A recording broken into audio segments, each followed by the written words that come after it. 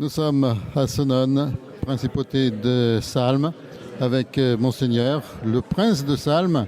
Alors, Monseigneur, mais comment voyez-vous votre rôle aujourd'hui de prince de Salm après la grande époque? I think we as a family have a traditional role to unite Europe.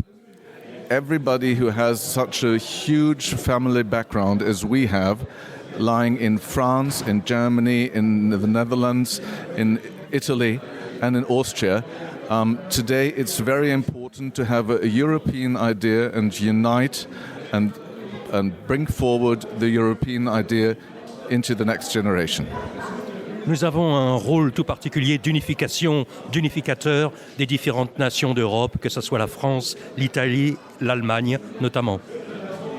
Alors, beau rôle, mais vous avez l'intention de revenir le plus souvent possible ici, à Senones? I have been here secretly for a couple of times. Now it's my first official visit, and I can assure you that my wife and myself will come back for many times. Le prince de Salm dit qu'il venait ici de façon confidentielle lui-même, mais que c'est véritablement sa grande première visite officielle est aujourd'hui, et il a l'intention de revenir lui-même et son épouse à Senones. Alors, Monseigneur, dites-moi, vous pourriez, vous, trouver une occupation au château? Vous pourriez habiter le château de Salm? Why not? I haven't visited it right now. I'm not talking. You're talking about the first premier château or deuxième château? Which one do you mean? The first one or the second?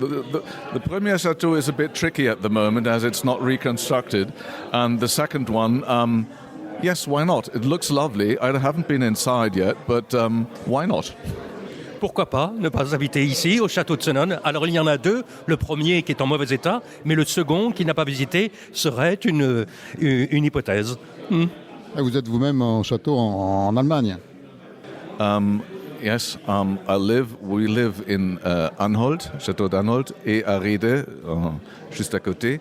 And we have a lovely house, a lovely château, which is open to public. We have more than 100,000 people visiting the grounds and the collection and the archives every year. And we also have a very good relation to the Département Vosges, to Épinal and Senones on the cultural side. Bien sûr, nous avons notre très beau château d'Anhalt. J'ai aussi ma propre résidence à côté d'Anhalt. Et le château d'Anhalt est très riche de son musée, de ses collections d'art qui sont ouvertes au public. And you see the relationship from my family to the Republic of France. My father, who just passed away last year, he received the great honor of being an officer for the Order of les Arts et des Lettres. So that was given by the French Republic to my father for his work, French-German relationship. Mon père est malheureusement décédé il y a peu et il a reçu le titre de chevalier des arts et des lettres qui lui a été décerné par la France et donc je reviens régulièrement. François Morandé, vous connaissez bien l'histoire de la principauté de Salm, racontez-nous un peu.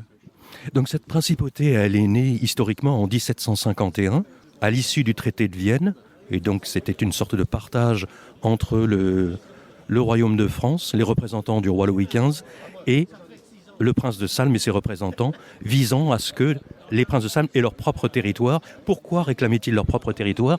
Parce que, à l'issue de la guerre de succession de Pologne, il avait été convenu que le duché de Lorraine soit entièrement restitué au royaume de France à la mort de Stanislas Leczinski. Et si tel était le cas, ça voulait dire que le territoire des princes de Salm allait disparaître, puisque cette principauté, sur le plan territorial, était incluse au sein du duché de Lorraine. Donc ils ont eu leur territoire en 1751, enfin, mais ils ignoraient qu'une quarantaine d'années plus tard, leur principauté allait disparaître avec la Révolution et l'émigration du dernier prince régnant qui est Constantin Alexandre.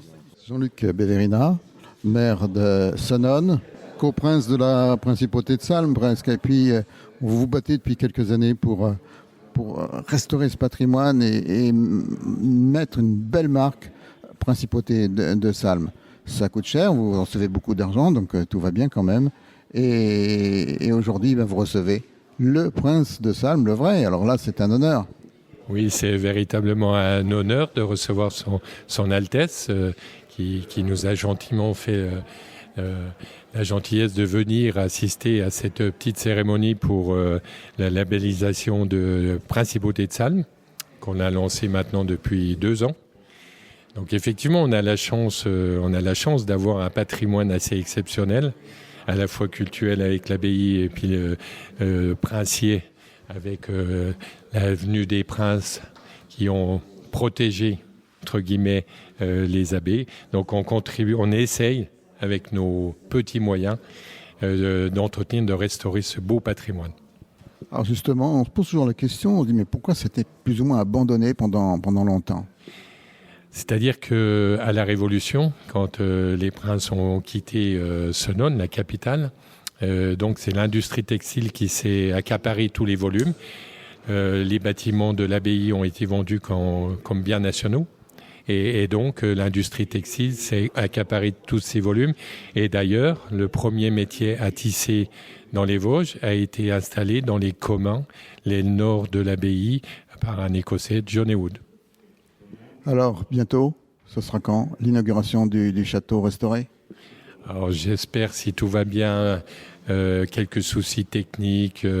Donc, je pense qu'à fin de l'année, on y verra déjà plus clair parce qu'on aura rétabli le couvert, le clos et le couvert.